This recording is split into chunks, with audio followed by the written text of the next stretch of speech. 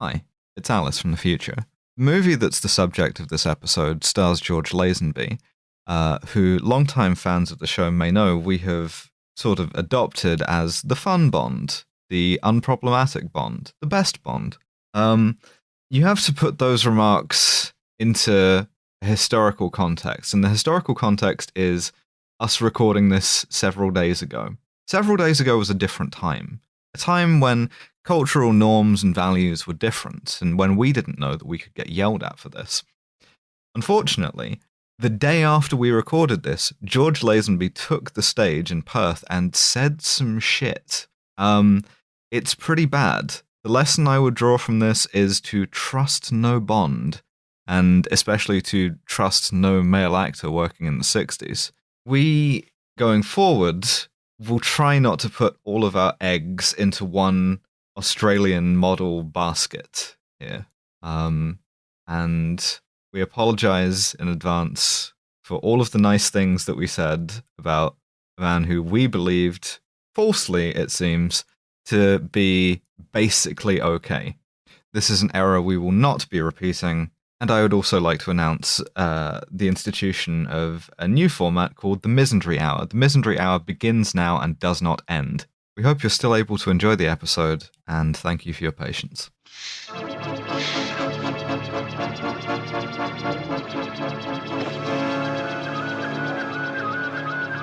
The country is never going to be the same again. It's our heavy responsibility to mourn a grave loss to the public life of this nation. It's kind of unbelievable. Like after a lifetime of service.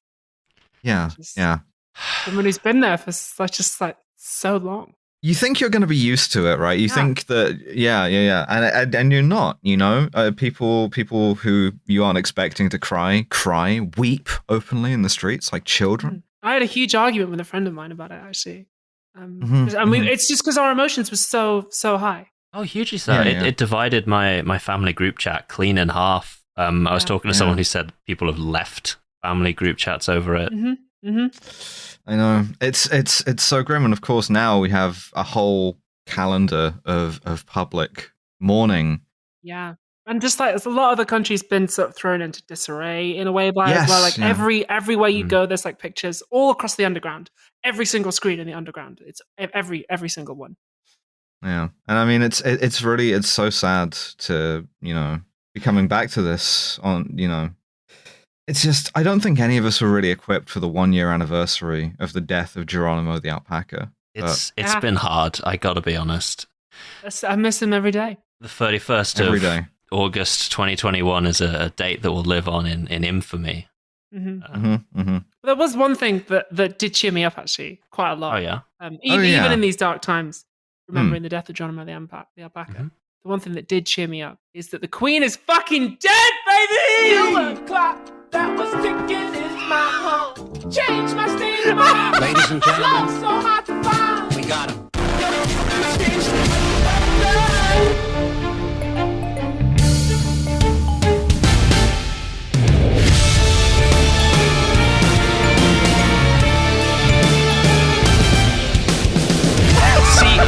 You want to know my point of major contention, right?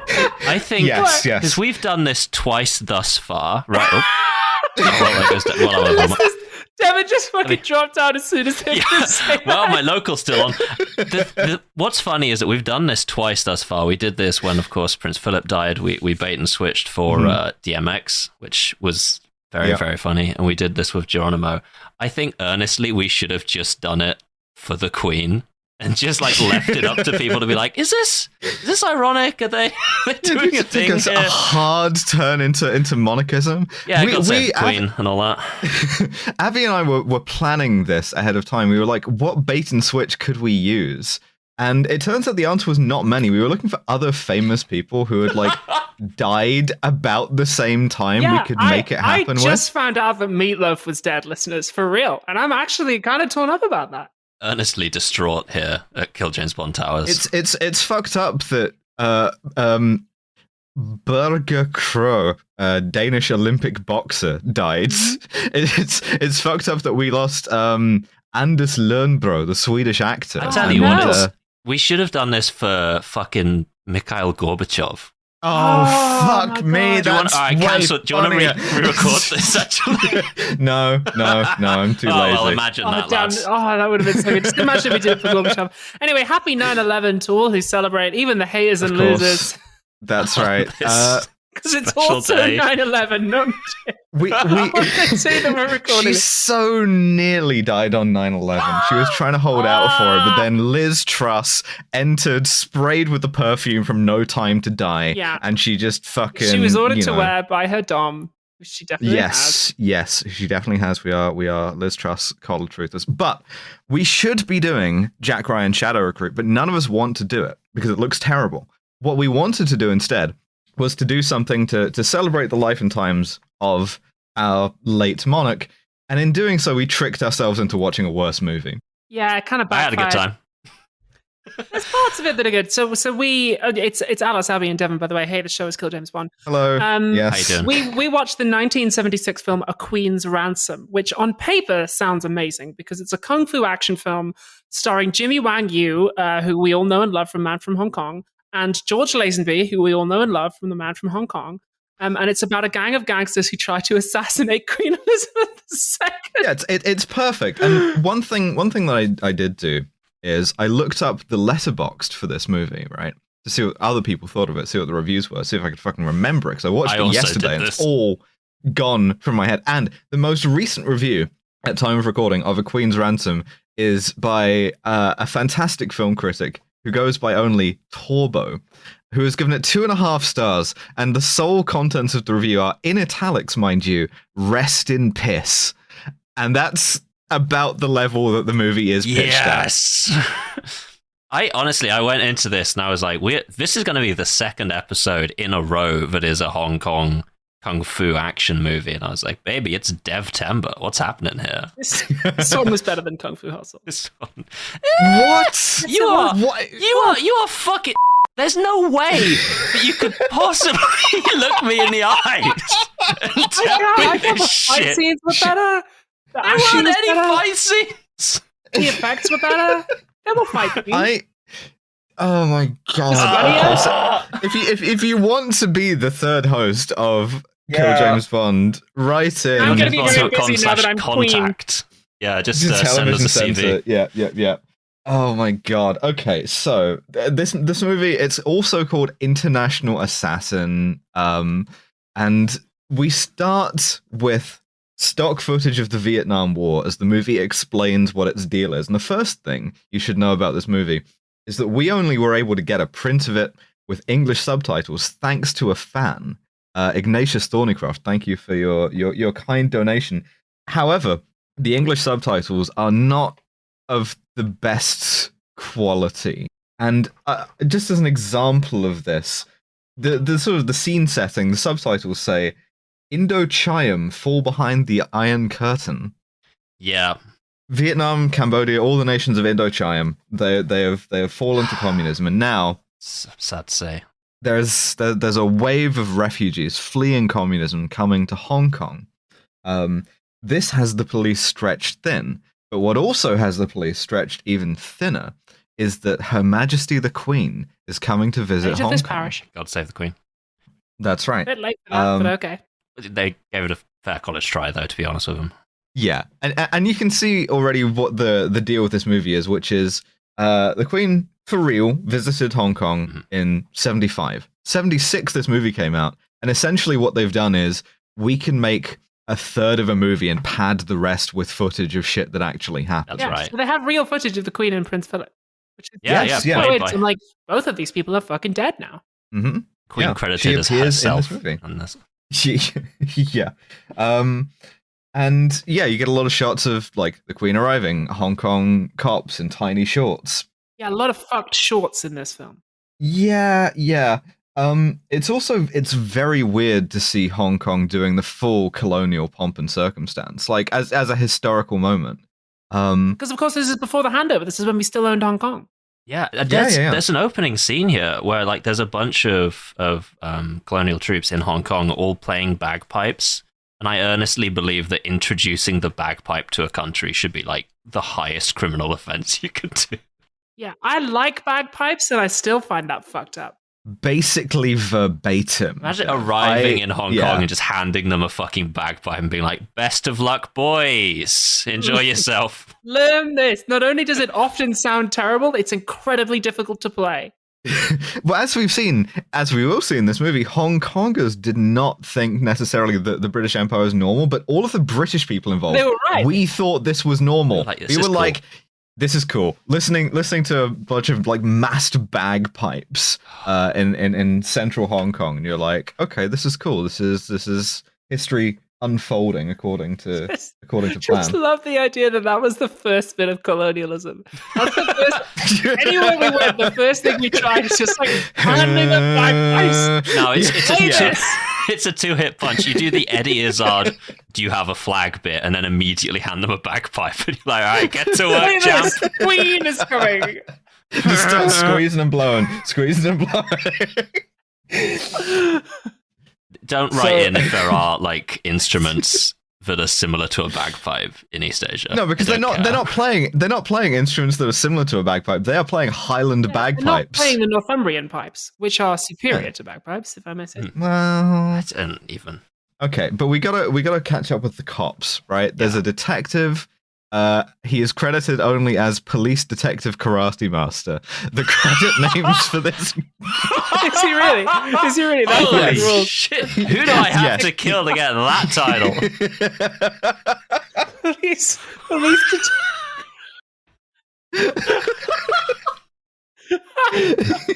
To be fair, it summarizes his deal remarkably well. I think they call him Chang in the. People call it that? Yeah, but in the credits, he is just Police Detective Karate Master. I'm glad to hear that. I was like trying to find a name for him the entire way through the credits. I've got like the entire way through my notes. I've got like 5 people who I just don't know the name of and have no way to find out. Because like the subtitles are not just weird. You're getting like one line in 3 here. And it's a very unclear plot in general. It's hard to follow. Not helped by the fact that every synopsis of it is like one sentence, because we're the only fuckers who have seen this movie since 1976.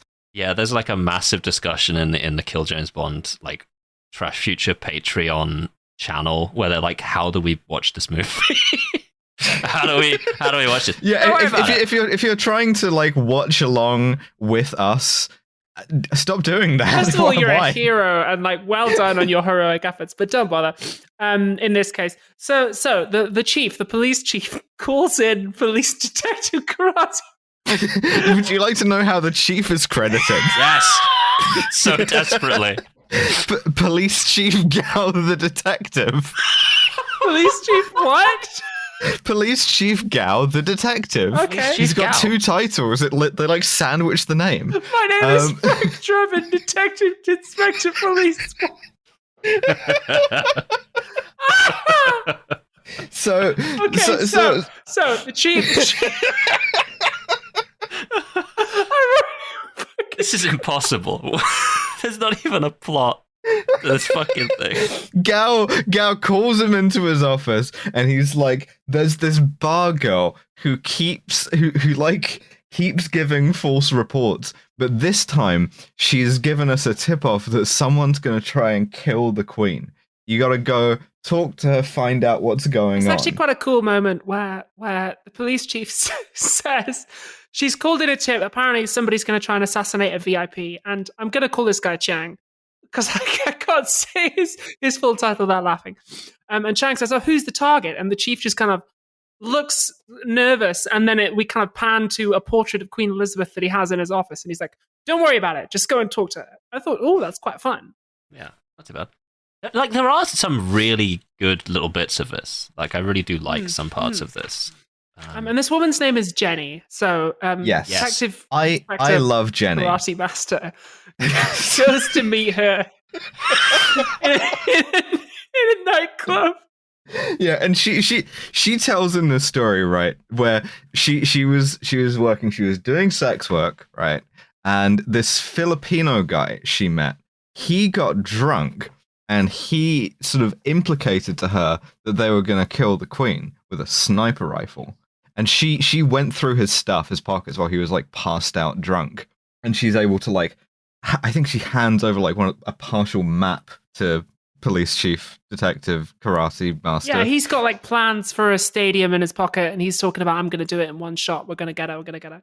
And so she calls this in, and she's like, look, maybe he'll be back because he really had a fun time with me. So maybe when he comes back, you can nab him, and that'll be that.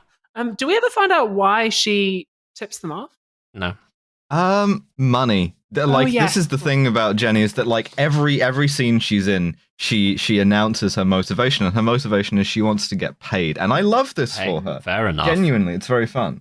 They're doing the Van Helsing thing of every character just keeps saying they're super objective. Yes, yeah. We then get a scene at the airport where both the Queen's security and also the guy who wants to kill the Queen show up at the same time. It's really good. George Lazenby enters the movie. He looks so good. Genuinely. The fucking mustache Lazenby era is unmatched. He looks like you, Dev. That is the kindest compliment. He's just like huge, and he's got a mustache. Like you see why he was a model, right? He enters the fucking movie. He's got this like presence. And then we cut away from him because he's not interesting. Instead, we go and talk to some fucking nerd. Yeah. Some other white guy. We get a cast list of guys. We get the police chief. I don't believe this is Karate Master. Is like, all right, listen. Yeah. So John, a white guy, arrives from London, and he's the Queen's head of security, and he gives us the briefing on this criminal gang. The other thing is, I don't believe any of this movie recorded audio like on set, on location, right? It's all dubbed. And that means that all of the like non-Chinese actors are also dubbed by Chinese actors speaking Cantonese. The result, first of all, you lose George Lazenby's voice, which was like 90% of the reason why I loved Man from Hong Kong.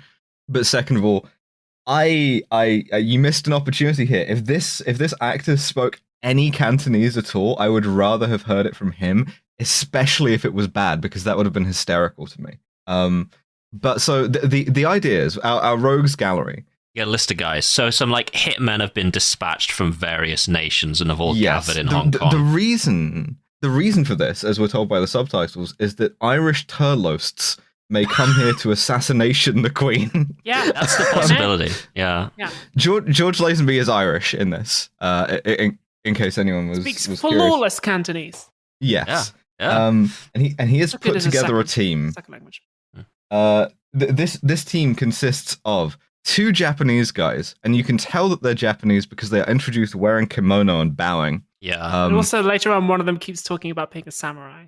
Yeah, despite the fact that they're meant to be in the Japanese Red Army, the like communist terrorist group. Not sure. We have the marksman, the Filipino guy, whose name is Chen Long. I got them all written down. Cast list of guys. You got Miyamoto. This is your second in command. This is Japanese. He's an explosives expert. You've got Ram, who is a Thai boxer, and I will talk about him extensively later on. Yes. You've got Chen Lung, who is the Filipino sharpshooter that tipped off the Jenny. Got Nods, who's a Japanese guy. Don't know what his thing is, really. Doesn't really have a deal. Yeah, he doesn't have a deal. And then you've got Shan, who's a Filipino diver, and he's introduced diving. And you've got Jimmy. You've got motherfucking Jimmy Wang Yu here, playing a Viet Cong tactician. You have one additional man in this lineup here. How to cover this guy? There's an American mercenary who has a somewhat racially insensitive name. His name is a racial slur. It's not the full N-word, but it's bad, right? It's the kind of thing that people yell out of car windows. Like it is. Yeah. We are not going to like refer to him other than, I don't know, fucking problematically named African American mercenary or problematic for short. Bleep noise. I actually saw somebody get beaten up in Tesco a couple of weeks ago because he called a black man this, and the black man literally kicked his ass. And it was very good. So yeah, this character, he's only referred to by this. It's never like this is his mercenary name, but his real name. Like they only ever call him a racial slur. He is black, and they just call him this the whole time. And he never even like objects to this at any point. Two more things. There's also a woman There's Black Rose. This is Judith name. Brown, who is insanely hot and has also been in like every exploitation movie, basically. If there was a woman in prison movie made in the 70s, Judith Brown was in it. And she's good in this. There's also, the way that we introduce Jimmy Wang Yu as Jimmy Viet Cong Guerrilla, one of the cops says to the other, he dives like a shark, so they call him Shark. And then... Never at any point again in the movie do they call him Shark. What is diving like a... What? Well, you're shown this later on. What does that mean? Because he does a dive with like no oxygen pack or anything. He like goes under and I'm like, why doesn't he have an oxygen pack? And one of the other guys is like, he thinks he's a shark. And that's as much as you get of that. Jimmy also has what is I think supposed to be a scar on his forehead, but it's like it's so badly. It looks like it's done with ketchup. It's so bad. It's so bad. It's genuinely hilarious. does. Meanwhile, across town in the mountains, we see a helicopter unload a woman and a bunch of dudes carrying a bunch of heavy crates. And at this point, we get sort of the first of two B plots, right? Which is they rent this shack in the mountains from a farmer. And we see this farmer and who we believe to be his nephew, his younger nephew, Ducky. And Ducky is sort of like asks the nearest goon, hey, what's all of this shit? And that goon is immediately awarded the Brian Cox Memorial Award in intelligence because he goes, oh, it's a secret Cambodian bodyguard squad for the Cambodian queen with a bunch of gold. We're storing it here. It's like this podcast. This film has more than one queen. That's right. To be fair, the kid's response is really good because he's like, "Wow, that's crazy. Okay, in that case, I don't want £700. I want £7,000."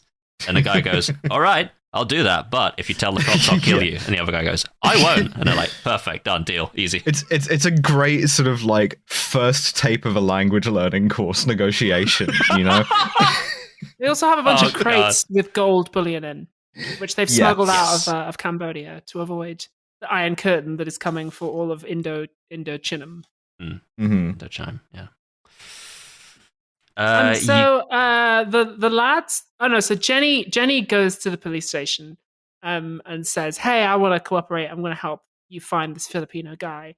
If you pay me. And Detective Police Karate Master is assigned to be her bodyguard because she's like, I need some protection. And he's like, protection is my middle name. I'm Police Detective Karate Protection That's Master. on his desk. He's just got it's like a very long nameplate. This is like a known trope in like Hong Kong action movies now. We've seen this a bunch of times is badass cop, you gotta go protect this annoying but sexy woman. This has happened so many times. What was the one that we watched? Was it an early Jackie Chan film? It was Jackie Chan, yeah. It was his masterpiece. It was Police Story. And he was assigned to protect a woman who did sexy baby voice. It's in Aces Go Places too as well. But so she is trying to earn the reward for this, which is pleasingly called the Model Citizen Bonus, which we're told is a large amount of money, and she's very, very mercenary. In fact, one of the reasons why I like her when she's in this office, she's like, yeah, listen, I'm not doing this for free. I've been in jail like 3 times this year. Pay me. And it works, you know? Meanwhile, all the criminal lads are gathered at Lazenby's compound. And there's a bit of tension between them. We see that Jimmy Wang Yu playing Jimmy has a fight with Ram, which is fucking sick. Dev, do you want to tell us about Ram? Ram is the biggest man I've ever fucking seen. And it's like, no cap, nothing or anything. He is stood in the middle of the yard just doing lateral raises. Like he's just there, 2 dumbbells just going up and down and up and down. And then they have a little fight. And this is where I get to something of a problem that I have with Ram, which is that he is a Thai boxing master and he does not throw anything that could be described as a boxing punch at any point ever. All of his fights are like the sort of classic of a genre, like the arms swinging, blocking with forearms, things of that nature. It's lazy. All of the punch sounds are the same sound. It's this one. Yeah, it's like a clap, but like slightly louder. It's good, I guess. And George Lazenby. By the way, George Lazenby's character is called George. Yeah, it's George and Jimmy. George Lazenby appears in a tight black shirt with a whip and breaks this fight up. And he has He also throws the body of Racial Slur down the steps and says, Racial Slur, I just found out he's a traitor. Jimmy, take him away and throw his body in the sea. Yeah. Yes. George wears tight black shirts so often. He's like squeezing into a small every day of his life, and I don't understand. That's true. And at this point, Lazenby reveals the plan. And the plan is, of course, we're going to kill the Queen. We're going to kill the Queen while she takes a tunnel. She's going to go from Hong Kong to Kowloon. She's going to go through a tunnel. We're going to blow up the tunnel.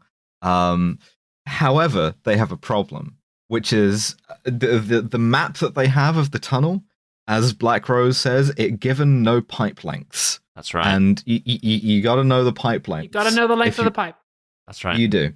And it's because, again, per the subtitles, it's barred to locate the joints. So they got to go back to Jenny and get Jenny to... so they've got an architect flying in who has a blueprint of the tunnels.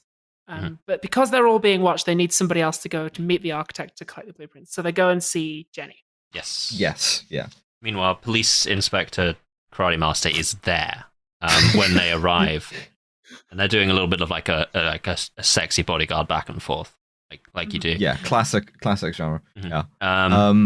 Jimmy Wang Yu arrives. wearing an outfit, an incredible fit. What's he wearing in this? He's wearing a white suit with white shoes and an incredibly huge baby blue collared shirt. Like the collar is like massive 70s collar. He looks like he's going disco dancing. It's incredible. And they say to Jenny, him and Chen Long say to Jenny, here's $5,000. Go and meet this guy, the architect. He's going to give you some documents. Bring him straight back here. And she's like, yeah, cool, no worries. We also see that Detective Inspector Police Karate Protection Master has secretly listened in on this conversation. Yeah, he's left a tape recorder, but he's also doing some Splinter Cell shit where he's on the outside of the balcony outside. At this point, they use about 10 seconds of Pink Floyd's Shine On You Crazy Diamond in the soundtrack, which I'm guessing they did not have the rights to. Yeah, perhaps not fully legal. Slightly unusual. It's absolutely unmistakable that during the scene transition they have that like completely iconic down. And I was like, that's Pink Floyd. You can't just do that. So Police Inspector Detective Karate Master follows her to the hotel. Police Detective Inspector Karate Master was my father. Call me Karate Master. And then when she's not looking, because women be getting distracted, he switches the blueprint she's been handed with a rolled up Playboy calendar. Women do be getting distracted because she's on the phone, like talking to her friend.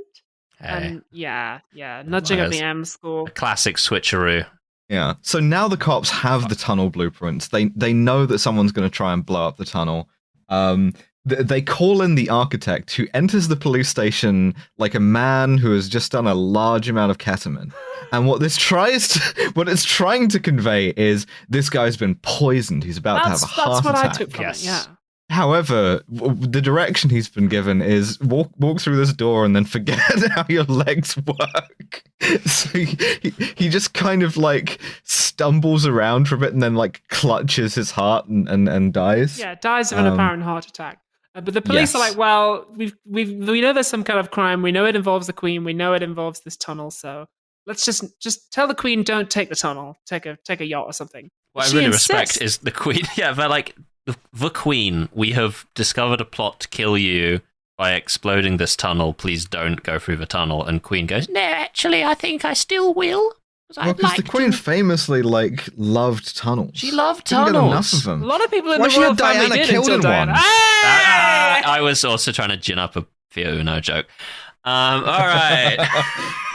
Number one tunnel fan. Under the rules of Kill James Bond, Alice and I now have to be quiet for the next 2 minutes while Dev takes over the podcast. Alice and I have to run a little obstacle course and like do star jumps and then come back. I'd love to talk about Ram's fits then in that case. Because every single scene that is of like the Lazenby gang, like the Lazenby lads, I am staring in the background at Ram specifically because he's always doing some shit. Like in the one where they reveal that it's time to kill Queen Elizabeth of England and like hand out the money, his outfit he's just wearing like a pair of trousers with suspenders and nothing else. So he's just got like suspended flares and fuck all. And in the background of another scene, he's wearing a cowboy hat and just drinking from the biggest bottle of water I've ever seen. And all of this is just background, completely unremarked upon, which leads you to believe this is just how this man moves through the world. And I love him. Yeah, he's just like, I just have a cowboy hat for this bit. Just put it on for one scene. So for this next scene, George has to like brief the lads again, and he's like, well, she's insistent on taking the tunnel, but just in case she doesn't, we got to have another plan in case she like takes a helicopter or a boat or something. Also, we should kill Jenny. Actually, that's Black Rose's idea, which is some nice like femme fatale stuff. And then we get a sex scene, the first of two. Fuck yeah, we do, baby. The tamer of the two. A 70s sex scene, nonetheless. Oh, and how can you tell it's a 70s sex scene? Because this is the soundtrack. Just take this in. I've got a couple of seconds of it. Okay. I'm always just hearing that in my head. Yeah. This occurs to me diegetically whenever I'm about to have sex. Absolutely. Yeah, I mean, I literally go from at the end of that last scene thinking, wow, Black Rose is kind of hot, to her immediately having her tits out. Because Jimmy Wang Yu cuts her top off with a samurai sword, which... Yes. You do legally have to have sex with someone when they do that. That's the thing. Yeah, that's true. We covered this in Mask of Zorro, I believe. When someone like physically like, you know, with swordsmanship, like disrobes you. Yeah, it doesn't go for like a paramedic. If they cut you out of your clothes, you don't have to have sex with them. That's just their job. Yeah, because they're using scissors usually, and that's that's gay. cheating. So yeah, that's true. All paramedics are gay. This is the official position. It's again why I keep having sex with them. I felt the sentence using scissors is gay, like coming up my throat, and I just thought about it for a second or two. Like, is this something I'm saying on the record? So it's sort of like receiving emergency paramedical care on a sort of like bottoming basis, just like, ow, my heart. I have so much chest pain and my top is so flimsy. But it's so constricting at the same time. Waiting 14 hours for a paramedic to turn up and fuck you. I mean, that's a better response time than I get on Grindr. Anyway, so Jimmy Wang Yu fucks her. And then after he fucks her, he's like, Do you trust George Lazenby? Smash cut to George Lazenby sitting outside on the other side of a shoji screen, smoking a cigar like an absolute don. Like he's fully aware it's happening. Because he can hear the music. Yeah, listening to someone fuck your girlfriend. Yeah. He's sat outside and he knows it's going on because he can hear. He's like, the shot is literally him just like placidly smoking a cigar while that music plays, like slightly muffled. It's perfect. Yeah. Then we get quite an interesting scene, which doesn't really go anywhere, but I do like it. But it's between Jenny and Detective Police Master Karate. Yeah, it's good. Who says, we got to protect the Queen. You got to help us. And Jenny's like, I don't give a fucking shit about the Queen because the Queen don't give a shit about me. Like she says, I had a bunch of friends, some of whom were like, they were fellow sex workers who got murdered or like brutalized or like made or like raped or like brutalized into poverty. And like, does the Queen care at all? Does the Queen care about the people of Hong Kong in any way? To which the response is like, ugh. Her response is just like, shh, and she, shh, don't worry about it. She like gets up on the side of a fountain to yell this, and like she gets a little crowd together. Yeah. You know, she's rousing people a little bit. You get like a proper couple of moments of just like the Queen is a colonial entity and does not care about the colonial holdings specific. Well, the holdings maybe, but the people, no. Yeah, and this is like sort of obvious to everyone in Hong Kong, apart from the English people. But then, just as I said this morning when I learned that Kim Petras had touched down in London, the Queen has arrived. Yes. She arrives with Prince Philip. She does, yeah. And this is all used like stock footage of a time she did a real state visit to Hong Kong. So they've just got like all this footage of the real Queen showing up. Not bad. Yeah, and we see that the cops are like horribly overworked. We keep coming back to this one shot of the like police control room where the phones are all like ringing off the hook and stuff. Because they have to brutalize some refugees. Yeah, well, they have to do volunteer border force shit because 2,000 or 3,000 refugees are trying to storm the Hong Kong People's Republic border and they have to divert all of the cops to do that. So then we get an unusual scene where Jimmy has been tasked to kill Jenny, to silence her. So he picks her up, and Detective Karate Master is following them. He then, I think, crashes his car. He places the world's largest tracking device on the back of Jimmy's Mercedes, and then just like by coincidence crashes his car. This is the worst you can fuck up following someone, I think. Yeah, he definitely had to reload that mission because he definitely violated stuff. He crashes he gets the in car, like an unrelated car and crash. it like just nudges the wall and completely explodes, and he rolls away unharmed. I wrote this down as a car chase, but I don't think it is. It's just sort of like I don't have words to describe what it actually was. Well, it has the music of a car chase, and it has the explosion at the end of a car chase, but the footage is just two cars driving. Yeah, this movie, it doesn't really make a lot of sense. There's actually a couple of scenes where it doesn't know what it chases. There's one later on between like two people who are swimming, and it's just cuts between the two with threatening music. And you're like, to be fair, I've never seen a swimming chase in a movie before. That's pretty creative. No, a guy gets arrested while swimming. Like two swim cops. Yeah. Just grab him. Fucking Michael Phelps, Officer Michael Phelps rocks up and books this guy. But so we have to get a reveal, right? Jimmy drives her out into the middle of nowhere, and he goes, "Hey, I'm your brother, and you're my long-lost sister. I went to Vietnam for unclear reasons, and now I'm back." This is played with about the sort of dramatic tension with which I just read it. Yeah, I thought he was lying to her, because I was like, oh, like he wouldn't say this like this if it was true. And I was like, oh, but no, it is true. He just fully Star Wars as her. Yeah. He gives her $40,000 in cash for some reason, and tells her the plan, which is just our gang is assassinating the queen. Which perfect. I might die in the course of trying to kill the queen, therefore take this and like start a new life or whatever. At this point, the gang themselves roll up. At this point, by the way, I've written in full caps in my notes, "Where's the kung fu?" I'm really quite bored. But it arrives. Yeah, there is some. So the kung fu arrives weirdly in a station wagon. Yeah. In an estate car.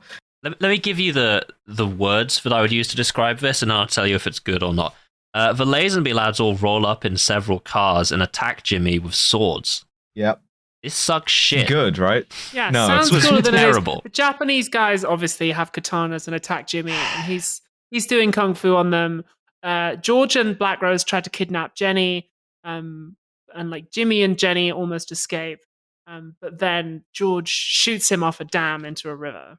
Yeah, he has a comically long sort of Joker-style revolver. Yeah, he does. You forget that Lazenby can fucking fight though until you like see him go. Oh, he's really good. Weirdly, despite the fact that we have seen in other movies Jimmy Wang Yu be a better fighter, in this, maybe it's off his game, maybe it's the direction, but George Lazenby is the best stunt fighter in this movie. Yeah, it's not even close. Well, that's because, as we established when he did James Bond, is he doesn't stunt fight, he just punches people. He's just like earnestly fighting. He's just doing it for real. It's like barely got out of that movie alive. Studied your language, Go swinging a sword at me. Ram gets bitch made because Detective Police Inspector Master Karate kicks him into a river. Well, he tries to kick him into a river, but what happens is that he doesn't quite do it, and so what you get is this beautiful shot of Ram throwing himself down an embankment. Really takes his time to do it as well. It's so good. He's a big man. He can't move that fast. I feel like he would win these fights if he tried boxing. I don't know what he's doing. Punch! Look at you! Use your arms. Huge. They're not just for show, man. He's kicking, and he's like the most top-heavy man I've ever seen in my life. And you're like, stop kicking. He just wants a challenge. But Jimmy's body, of course, is not recovered. No.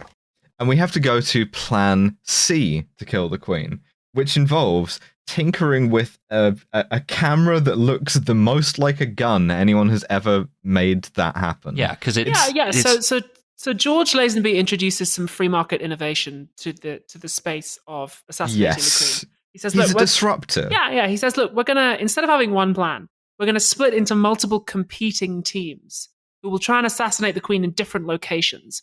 Whoever manages to do it gets the bonus. And I guess whoever goes first has the advantage. So there's like one team who are going to try and shoot her in a stadium with a sniper rifle disguised as a long lens camera. There's another team led by Miyamoto who are going to plant some bombs underwater. Not just some bombs. The way the subtitles describe this is they take a break from sort of not keeping up to describe this as the 3,000-pound diamond head bomb, which is the coolest martial arts attack available. Also a great band name. Diamond head bomb. Not just the diamond head bomb, the 3,000-pound diamond head bomb. That's my drag name. I'm unlocking my chi seals to unleash the 3,000-pound diamond head bomb upon my haters. Yeah, they're going to plant the 3,000-pound diamond head bomb under the floating restaurant, and they're going to explode the queen that way. Yeah, fuck it, that might do it too. Why not? Yeah. And then George Lazenby is just going to supervise, you know? Yeah. Classics. At this point, we have to have a bit of a fight with the other queen in this movie, the Queen of Cambodia. I should note the Queen of Cambodia, by the way, played by Angela Mao, who is just a legendary fighter. And for her to be in this movie and at like the 50-minute mark to not have thrown a single punch yet is the most underutilized I've ever seen Angela Mao in all honesty. I quite like this sequence. So we see that she's had a couple of like cute moments with the sort of the farmer's nephew. Ducky. And it's quite sweet, actually, that she's like, I want to go into the city and I'm sick of being cooped up with these bodyguards. I want to go into the city and see the Queen of England. And Ducky's like, oh, okay, I'll take you. And her bodyguard's like, no, absolutely not. You're not going anywhere. And she defies her bodyguard and kind of like kicks his ass in a way that makes Ducky go like, wow, you're amazing. Like, it's quite sweet. Yeah, this is fun. There is a fun little comedy shot where she like kicks him in on one side and he like reels, and then Ducky's like leans out of the car and tries to hit him and he doesn't react at all, which I like. It's sort of ideal relationship balance, I would say. But so they go to the stadium to see the Queen, where the Queen is to be assassinated with the camera gun. Jen, he's decided to take the shot from like the middle of a packed stands. Yes, yeah. He's like setting this shit up on a tripod. Through the expedient of having Ram there just hold a fucking newspaper up around the gun. It's like, it's a I would perfect spot plan. that. I don't know. Yeah. I wouldn't say anything, but I would see it. I'd be like, nice. Like, damn, that's crazy. Anyway. I didn't say anything. We get a shot with the cops who are like, damn, we can't protect the Queen because she's too brave. Yes. And she won't change her plans no matter what we tell her about terrorists. Which is, it falls about as flat as that. It's very patriotic. But they're about to take the shot when the cops arrive. Then they try and arrest them. Chen Lung tries to take somebody in the crowd hostage, and of course, secretly, unbeknownst to him, it's the Queen of Cambodia who knows kung fu and kicks his ass. At which point, Ram, Dev, do you want to tell us what Ram does? Ram does the thing from Heat, and we haven't even seen Heat yet. He just picks up the nearest child. Yeah, Ram gets into a fight so with us. Funny. First of all, this has brought me such joy. Like, thus far throughout the movie, I've been lagging. I've been only getting my energy by seeing Ram in the background. But at this point, we've got Angela Mao fist fighting the biggest dude I've ever seen in my life. And like, finally, I'm breathing again. I've got energy. She wins the fight, naturally. And Ram escapes through the expedient of running past a group of people and just like, he like goes past a bit and then doubles back, just picks up a child and just runs. Like luggage. Yeah. Like, I wasn't entirely clear what he was going to do. I was like, does he need a snack? Like, what? He's just got to do. It's not clear what he was going to do. Because he gets hit by a bus. It's the Tom Sizemore thing from Heat. Yeah, and then he gets hit by a bus. The kid is, we'll get to it. The kid is perfectly fine because Ram has absorbed 100% of the energy of this bus that has hit them both. Ram has been cut in half. Yeah, Ram's in hospital. Mm-hmm. And the Queen, having just been shot at, is like, fuck it, on with the next thing. Yeah. Things occur. One does not negotiate with terrorists. Things occur. The two B-plots merge, right? Because Jenny fucking runs off from her bodyguard and ends up in the car with Ducky and with the Queen of Cambodia. Because women be wandering off, right? Also, when he chases her, he literally does the OSS run, complete with like skidding on your loafers and then sort of like turning to the camera. So the next plan to kill the queen, which is by blowing up the floating restaurant with a 3,000-pound diamond head bomb, that's tomorrow. So for tonight, Black Rose has to be racist to Miyamoto, which she is. And he claims to be a samurai, which he isn't. And then she tries to seduce George Lazenby. We get an incredible shot of George Lazenby's ass, where he is so caked. George Lazenby is, first of all, he is caked up. Second of all, he's in this shot. This entire scene takes place in a room with what I can only describe as like Ahegao wallpaper. It's weird as shit. And he goes like, "Don't underestimate the police." And then we get the second sex scene, the longer sex scene. He goes back to his room and he like looks straight into the mirror and he's like, "I don't know if I can do this. I'm nervous." Yeah. And Black Rose's like first move on him, no body contact previous to this. She walks up to him and then puts a hand on his back and just slides it down the back of his trousers. It's called bratting, and She sort I touch his shoulder first. I don't know if I go straight for the butthole, but like, who do I know? What do I know? No. She is like this sex scene is, I don't know. There's weird vibes first of to all, it. he hits her. Yes. Yeah, she Strikes does her a couple across of the times. face. And the sort of the implication of this scene, I would suggest, is that she is trying to get him to. Yes. Like, it's not a rape scene, I would say. It's not particularly of dubious consent, but what it is kinky as shit, is what it is. Yeah. So she deliberately winds him up. Whether or not she wanted to be struck, I don't know, but he does in fact beat her. And then she, like, because she says, you know, she Lady Macbeths him. She's like, when you just do it, then you were a man. And he's like, "I'm George Lazenby and I speak Cantonese. Fuck you." Rips her panties up and fucks her. Which is her line is, "You're a tiger before men, but a chicken before women." And then like, he fucks her. Yeah, he fucks her. Which yeah, that's the soundtrack. He's like, his hands are like around, not around her neck, but like at her shoulders, like he's almost choking her. And I wonder if that's something that they like weren't allowed to show. She's into it though. But she's also she is. It's like semi-comedic. Even he cannot get her to stop putting her hands on his face. Mm-hmm. She keeps grabbing his head, and he's like, "Stop fucking grabbing my." Come on, my hair. But he gets a phone call halfway through the sex from who else but Racial Slur. That's right. Who Racial is Slur's alive. Yeah. You know who else is alive? Jimmy. Jimmy and Racial Slur are hanging out, weirdly. Yeah, they're hanging out in a hotel room, just doing language barrier proof bits. Yeah. When Racial Slur is on the phone, Jimmy like comes up behind him and like pretends to strangle him, and they play fight. And Racial Slur like kills him with a finger gun. It's cute. It's funny. Really odd. It's like Kids weirdly rock. childish. Like. That too, but It's cross-cultural I dudes don't know, rock, I suppose. Yeah, it makes sense exactly. when I remember that these two characters are supposed to not speak the same language. Mm-hmm. Mhm. And then I'm like, oh yeah, okay, so not everyone actually speaks Cantonese. Yeah. All your guys are out here learning Cantonese.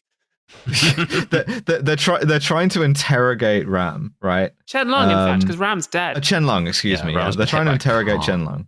Yeah. And they're like, well, explain this sniper rifle to me. The trigger's been disconnected. It wouldn't have fired. Why is that? And he bites down on a suicide tooth, a thing that I would hate to have. You see that in a lot of spy movies, the like black tooth filled with cyanide. I would be so fucking scared. You know, I get like a chocolate chip and a thing of ice cream or whatever, and I'm like, well, that's it. You know, it's over for me. That would be quite funny, actually. Yeah, just like in the middle of a restaurant. Yeah.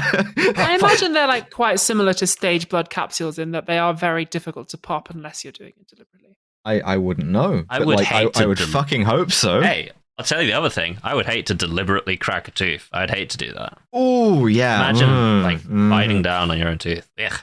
Yeah, but like any time I felt any kind of like cracking or popping sensation in my mouth, like I would be terrified. I'd be like, that's fucking it. You're eating like a crunchy bar and you're like, I'm dead. I'm done. I'm out. Good night. Yeah, every bite. It would be incredibly funny to deploy it whilst eating pussy, however. just die. But, oh, God.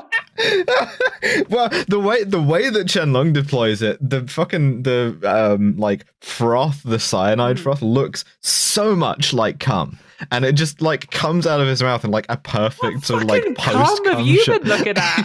That does not. I would. Doesn't look anything like cum. Doesn't have bubbles. Doesn't like look fucking like cum. crab breath. This shit is effervescing. What are you fucking talking about? You've been tasting sparkling cum, have you? It's cum. Yeah, what are you tasting? Still cum like a peasant? Yes! I prefer cum original. I like that shit. It's good. You've got to grind. Sparkling cum. You've got to grind Sparkling until you cum. sparkling cum. Listen, I'm normal, Getting and this was a normal thing to say. Like Nozcan port installed in my balls.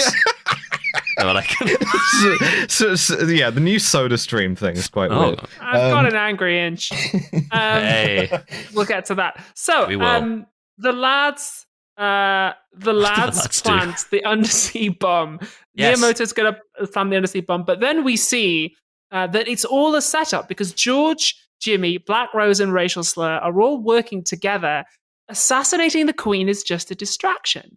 What they actually want to do is steal the fucking gold from the Cambodians. yeah, this is a good twist to me. I earnestly didn't for a second see this coming. It's good. No. I also didn't see. Yeah, I didn't see. I also didn't see coming. But the other twist coming here, which is Detective Inspector Police Chief man, he chases this car that Ducky had been driving into the foothills, comes down the next day, and sees the Queen of Cambodia like hosts them both for the night. Afterwards, Jenny is like, God, what's her fucking line? I'll never forget last night, and such a pretty Cambodian lady, which Yeah. Scene missing. Can you hit me with that music again, Dev?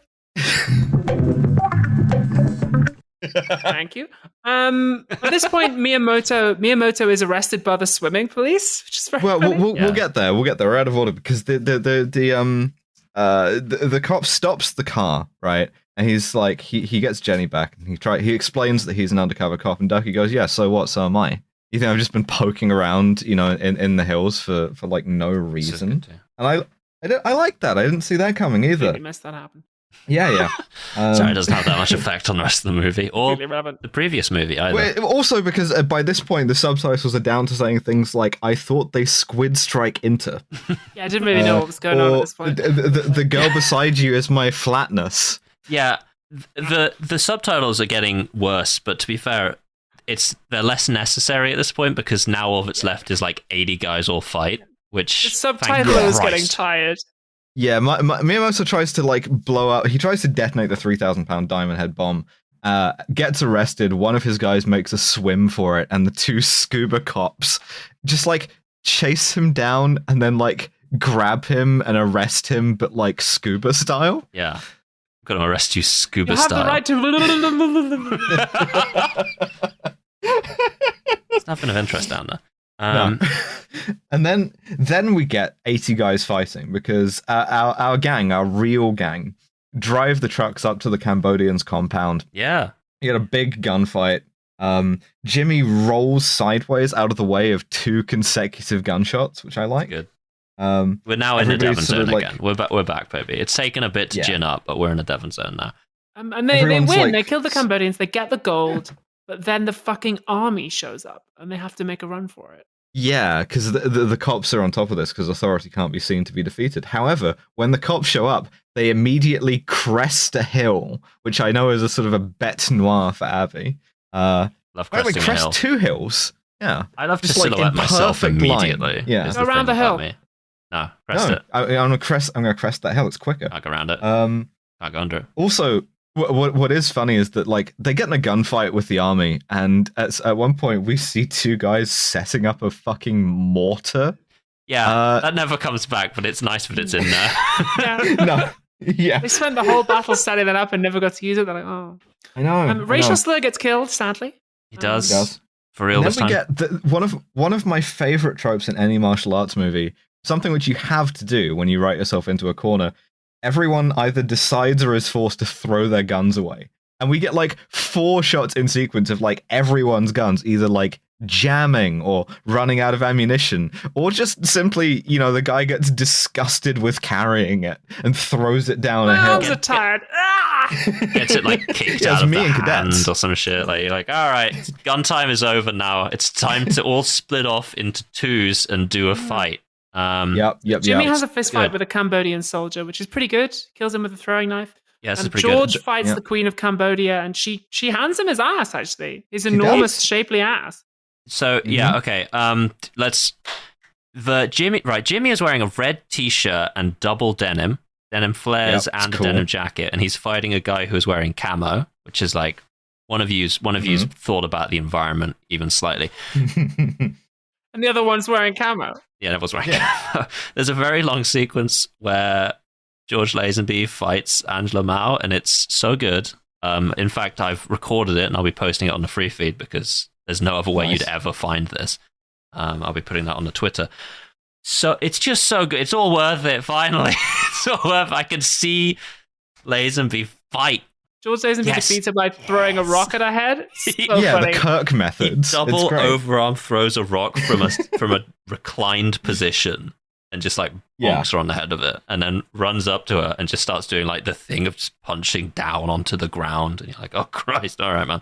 Lazenby additionally at this point has white flares and is hip firing an SMG. Really good. Sick as fuck. So cool. At this point, this movie basically ends like Hamlet, but worse. Yes.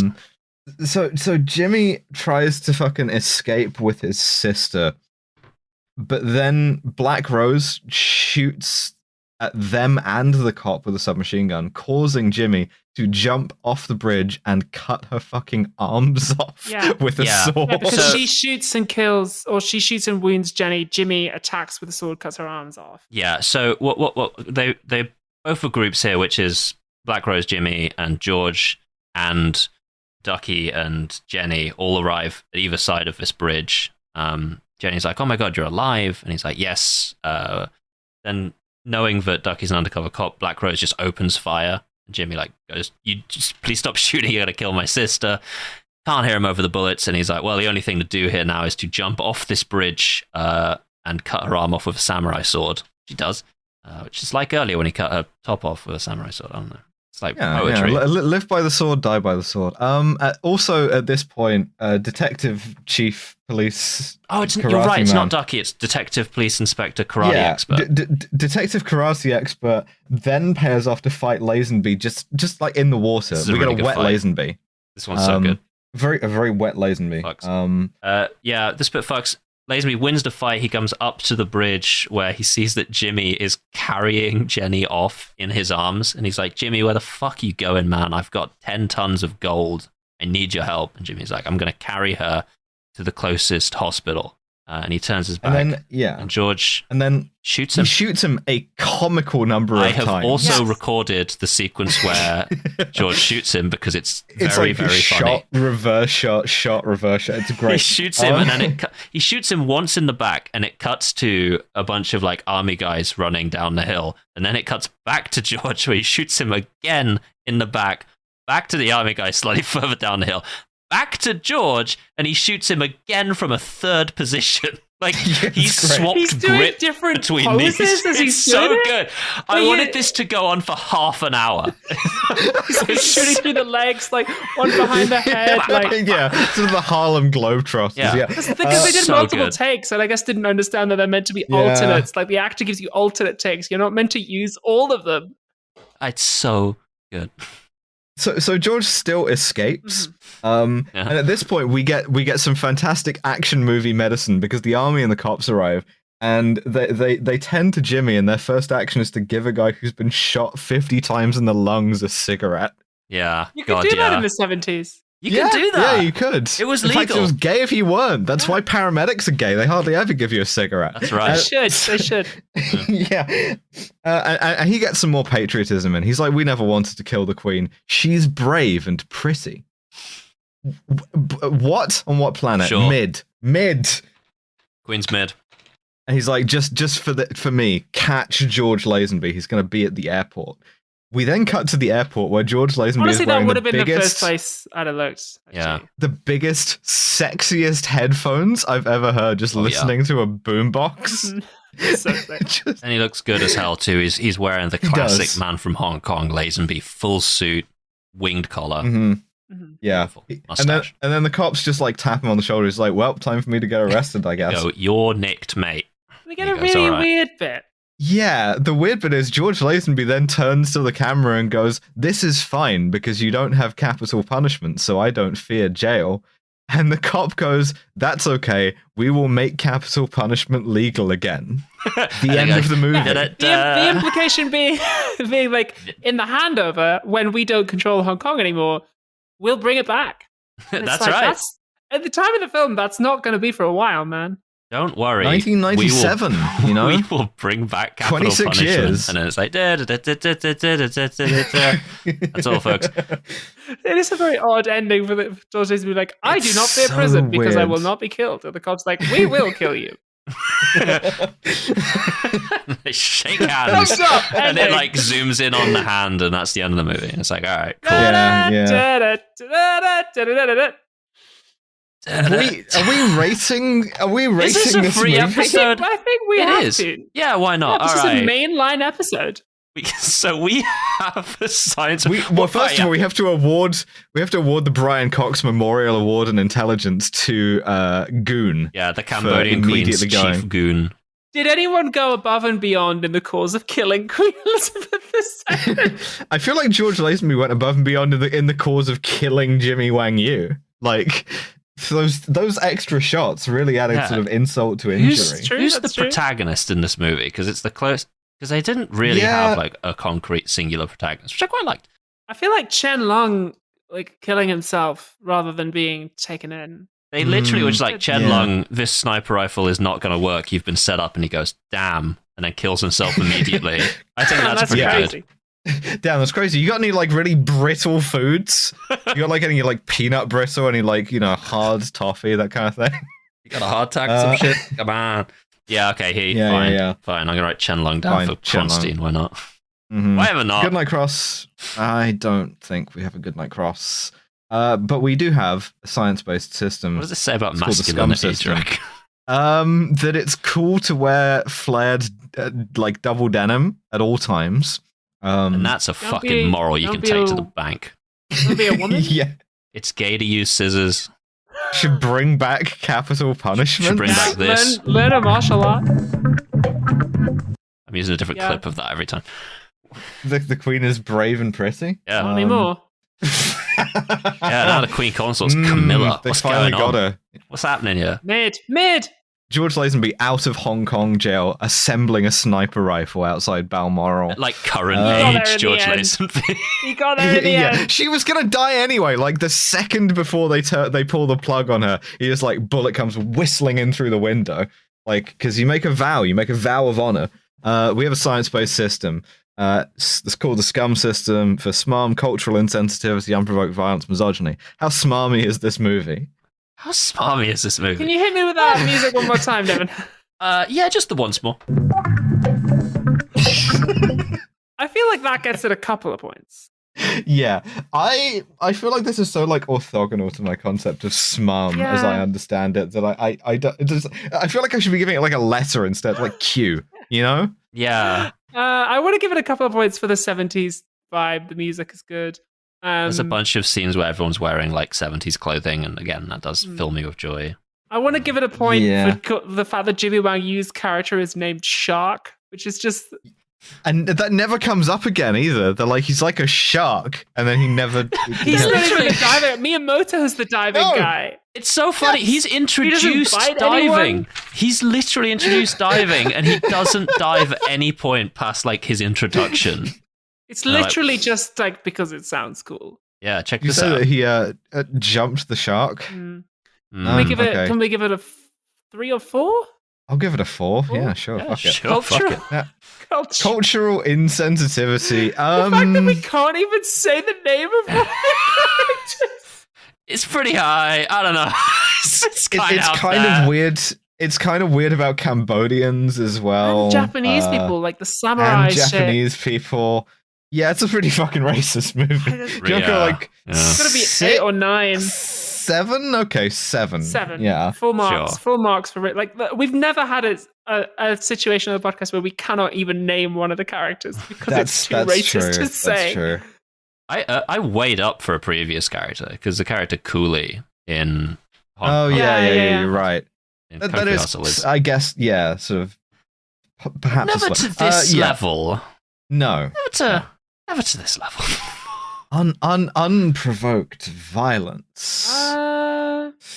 Man, not enough. What do you like? I wanted more. Tedious. There's boring. There's no kung fu in this shit.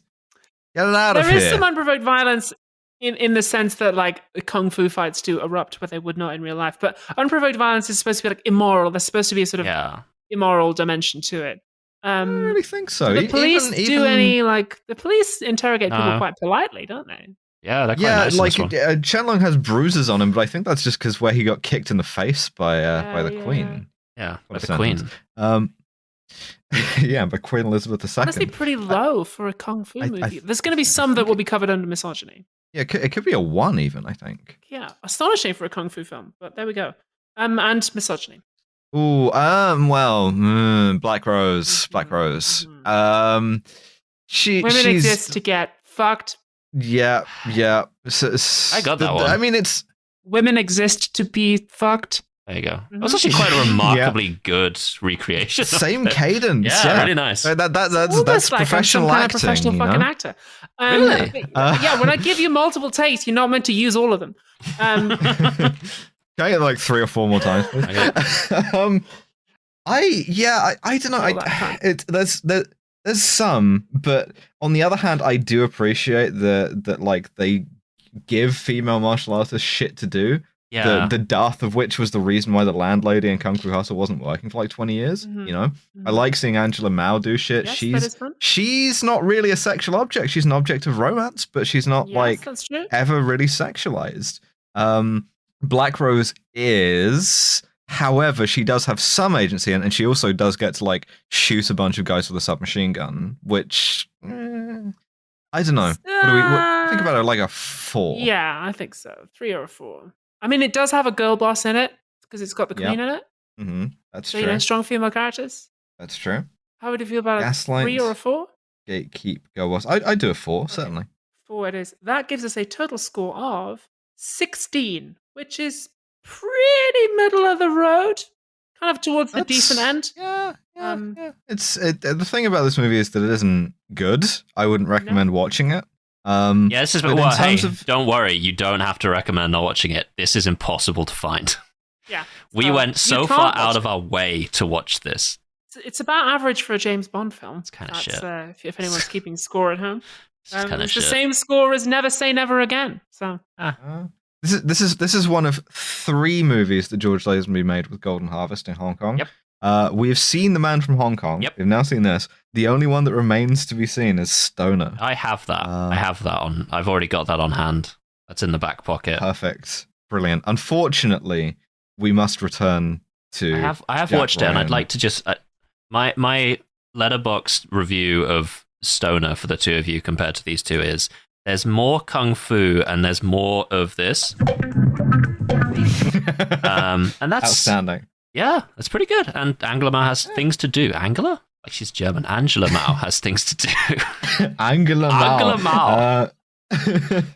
Interesting. Anyway, speaking of German women, we have another podcast to record, so we'd better go. We do. And our next bonus episode is going to be about German women. It's going to be Hedwig and the Angry Inch. Subscribe to the Patreon. It's going to be great. And we will see you next time. Goodbye. Yeah.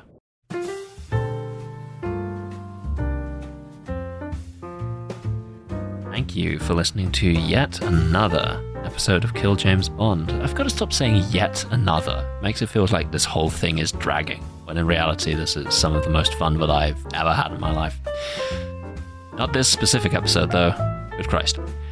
Kill James Bond will return in 2 weeks' time on the free feed to talk about Jack Ryan Shadow Recruit, unless another royal dies. So if you don't want us to talk about that, you have to kill the King of England, King Charles III, which, lol. It's so funny that he's King Charles III. Not a good track record, King Charles is. But you have to do that for the weekend commencing the 24th of September. You need to do that. And if that is simply too long for you to wait, then next week on the bonus feed, the three of us watched the movie Hedwig and the Angry Inch, and we talked about that movie for longer than the runtime of the movie, and it's the most genuine and like vulnerable we've ever been on mic. So if you want to hear that, you want to sign up to the Patreon. Speaking, of course, of our beautiful patrons, special thanks to our £15 and above patrons, and those are Christine Fox, Fawkes Winchester, Paint McCalla, Jack Holmes, George Rohack, Thomas Oberhardt, Boris Nick,